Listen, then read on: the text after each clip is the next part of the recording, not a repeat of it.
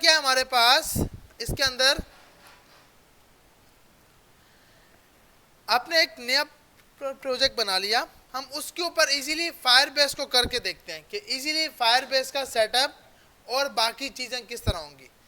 Speed में हम इसको लेके चलेंगे क्योंकि ये काम हम बहुत बार कर चुके हैं, तो इसमें हमें इतना टाइम लगना नहीं चाहिए। तो आपने एक फोल्डर बना लिया फायरबेस के नाम से।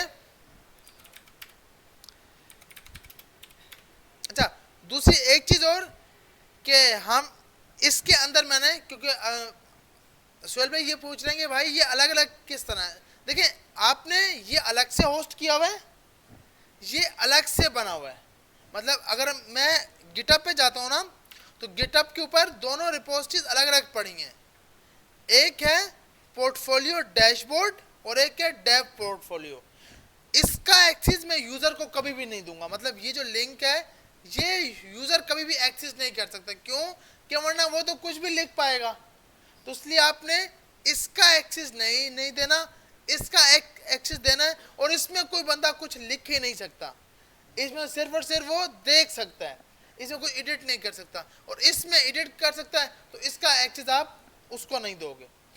और ये दो अलग अलग हैं, एक डेव पोर्टफोलियो के नाम से और एक पोर्टफोलियो डैशबोर्ड के नाम से। और इसको आप दोनों को प्राइवेट रखोगे क्योंकि ये आपकी मेन प्रॉपर्टी है, इसको आप पब्लिक नहीं रख सकते।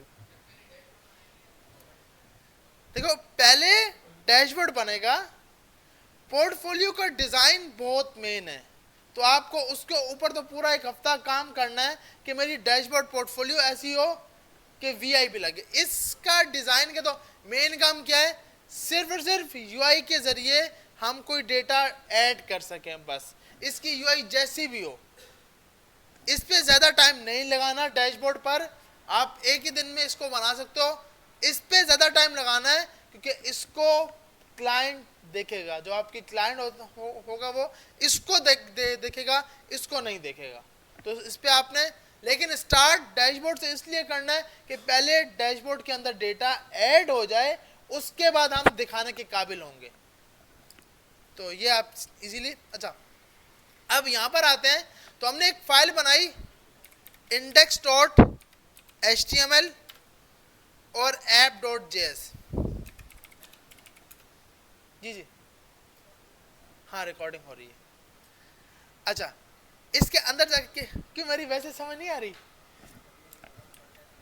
सही है। अच्छा, तो यहां जाकर आपने सिंपल क्या किया, सबसे पहले इंपोर्ट कर लिया, सिंपल यही। अब इसके अंदर हमें जावास्क्रिप्ट लगानी है मॉड्यूल बेस। मॉड्यूल बेस के लिए आप बनाओगे स्क्रिप्ट का टैग, ऐसी है ना भाई, src आपकी फाइल और टाइप मॉड्यूल। क्योंकि आप इंपोर्ट एक्सपोर्ट को यूज करोगे, तो आपने इसकी टाइप क्या बता दी, मॉड्यूल, कि भाई एक मॉड्यूल होगा। यहां पर जाकर सबसे पहले आपने एक अपना फायरबेस का कोई भी प्रोजेक्ट खोला होगा, अब मैं इसी को यूज कर लेता हूं। इसके अंदर जाकर आपने, ये एक लिंक आ रही होती है, आप सीडीएन में जाते हो, कंटेंट डिलीवरी नेटवर्क, तो आपका एक ये लिंक आ रही है, इस लिंक को आपने कॉपी कर लिया। लिंक को आपने क्या कर लिया, कॉपी कर लिया। कॉपी करके आप नीचे आए, नेक्स्ट स्टेप आपने ये करना है, ये कॉन्फ़िगरेशन उठानी है। यहां से ये आपने कॉन्फ़िगरेशन उठाई, कॉपी की, यहां पे आकर पेस्ट कर दी। ठीक है भाई। उसके बाद तीसरा स्टेप आपने ये करना है कि ऐप के नाम से आपने इसको स्टोर कर लेना है। यहां तक सबको समझ आ गया? सिंपल था भाई, मैंने कुछ भी कोई नई चीज की नहीं है।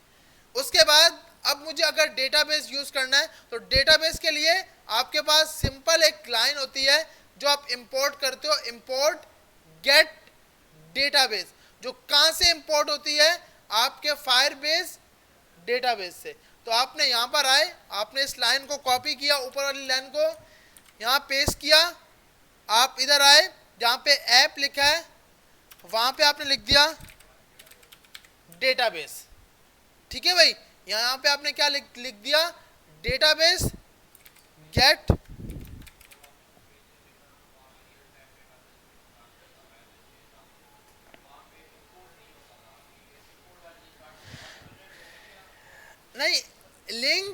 क्योंकि पहले हम कॉम्पैक्ट वाला यूज करते थे। उस टाइम देखो मैं स्टार्ट में ये करा देता, लेकिन मसला था कि हमने इंपोर्ट नहीं सीखा हुआ था, तो इसलिए हम उस मेथड को लेके चल रहे थे। अब हमने इंपोर्ट एक्सपोर्ट सीख लिया है, तो अब हमें ये यूज करना है, अब हमें वो यूज नहीं करना। क्यों? कि अब हम जावा स्क्रिप्ट के मेन डेवलपर बन चुके हैं। ऐसी है ना भाई, हमारी अब जावा स्क्रिप्ट एंड हो गई है, अब हमने टाइप स्क्रिप्ट सीखनी है और उसके बाद हम रेक्ट की साइड पे मूव हो जाना है। तो मतलब हमारे लिए अब जावा स्क्रिप्ट हमारी मेन चीज हो गई है। और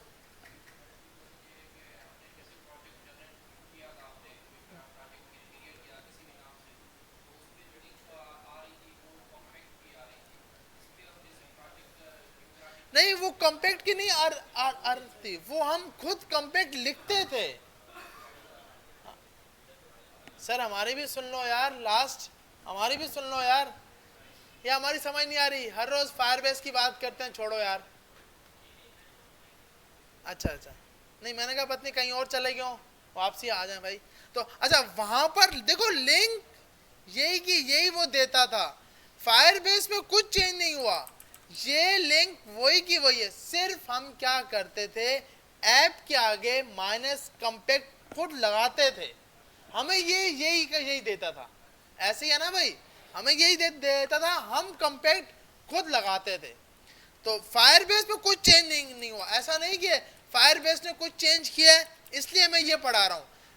हम इसलिए ये पढ़ रहे हैं कि हमने अब इंपोर्ट एक्सपोर्ट हम कब करते हैं, जब एक फाइल से दूसरी फाइल में डेटा लेकर जाना हो, ट्रांसफर करना हो, क्योंकि रेक्ट में होगा ये इंपोर्ट और एक्सपोर्ट।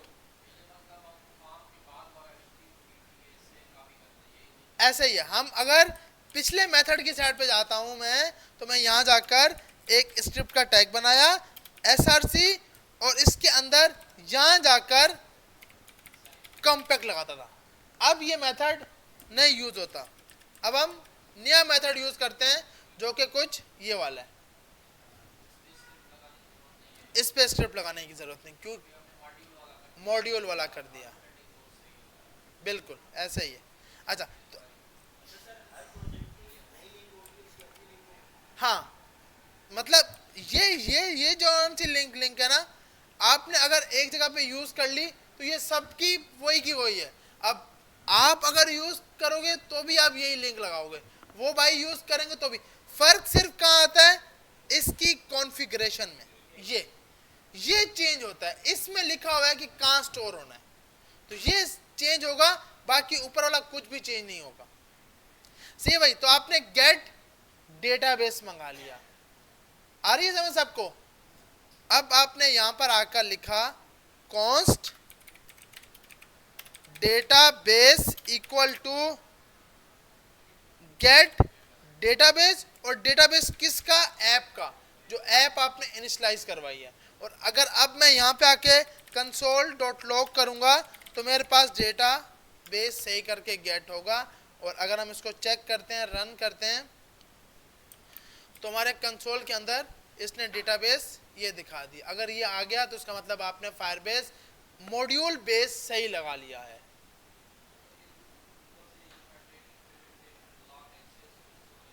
इसको छोड़ दें, इसका मसला नहीं है, ये ऐसे ही फालतू में वार्निंग है।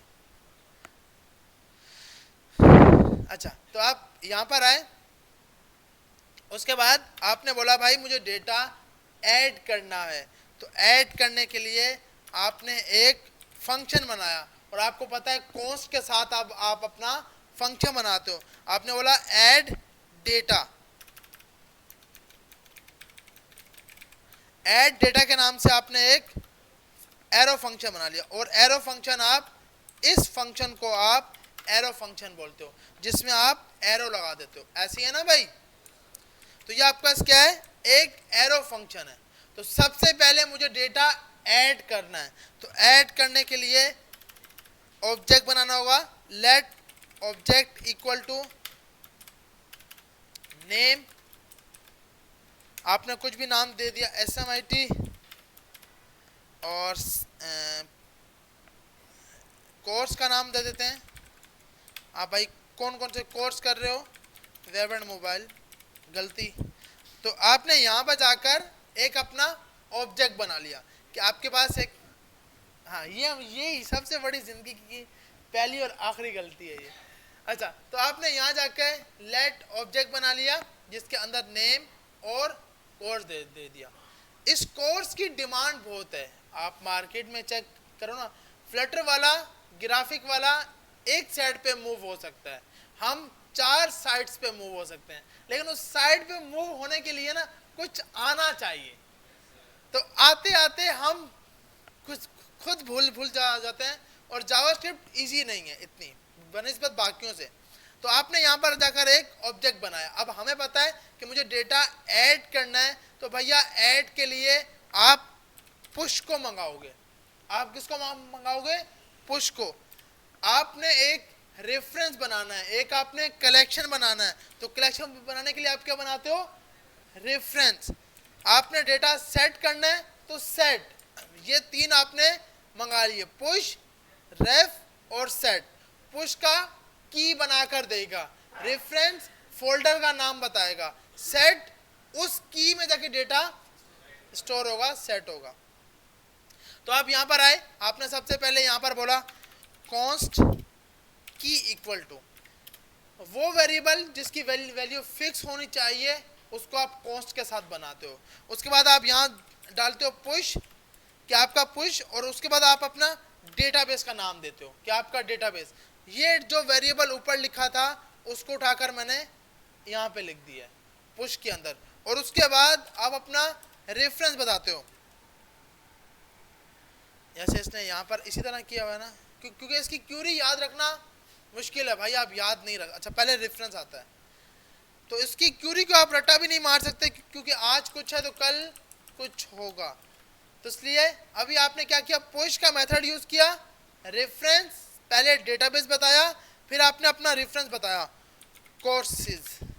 आपने एक कोर्सेज के नाम से अपना एक रेफरेंस बना लिया, अपनी एक की बना ली, तो आप इसका नाम दे दोगे कोर्स की। अब आपने यहाँ पर आके बोला कि भाई जब ये ऐड हो तो कोर्स की में जाकर कोर्स की डॉट की, ये की हमें कंसोल करा देना।